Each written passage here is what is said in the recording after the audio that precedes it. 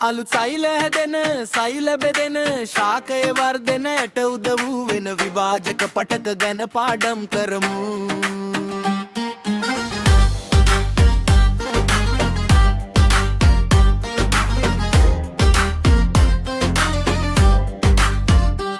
සෛල ප්‍රමාණයෙන් හරිම කුඩයි ඒ වගේම සජීවි සෛලමයි අන්තර් සෛලිය අවකාශ නෑ ලොකු නෑෂ්ටියක් මැද පෙරදෙනවා රික්තක නෑ ලොකුවට පිහිටලා හරිතලව නෑ එහි ගෑවිලා ශක්තිය දෙන්නට සෛල වලට මයිටොකොන්ඩ්‍රියා බොහෝමයක් ඇත විභාජක පටක වර්ග තුනයි ශාකයේ තැන් තුනක පිහිටයි අග්‍රස්ථයි පරස්තිකයි අන්තර්ස්ථයි මේ තුන තමයි විභාජක පටක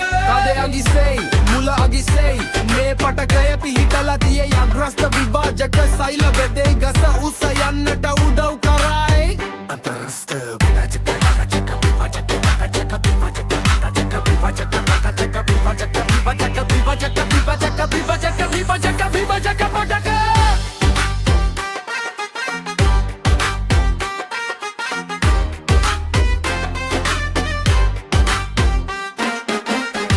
කොළ වගේ ශාකවල කඳේ පර්ව පාදවල අන්තරස්ත පටකය පිහිටනවා පර්වවල දිග වැඩි කරනවා තෙත් අක්ෂයට සමාන්තරව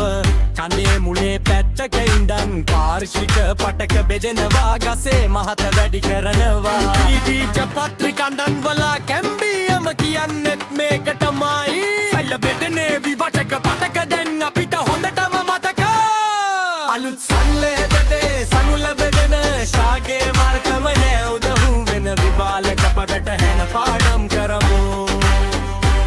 සෛල විමානයෙන් අනිකට උරල්ලේ වගේ උපසජී සෛලමයි අත්දෙන සෛලය අවකාශ නෑ ලොකු න්‍යෂ්ටියක් යද දෙනා